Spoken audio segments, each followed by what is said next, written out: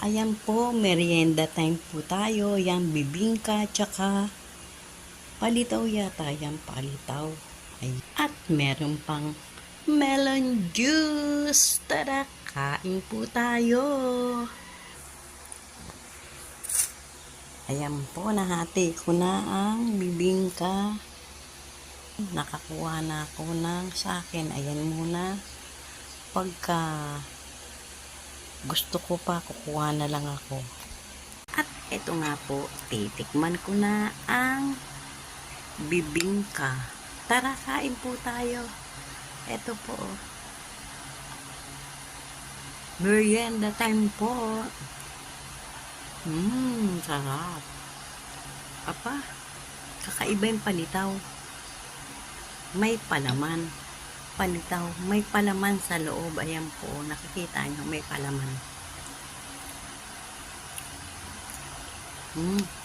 Masarap. May palaman parang yema. Titikman naman natin ang melon juice. Ito po ang melon juice. Titikman naman natin.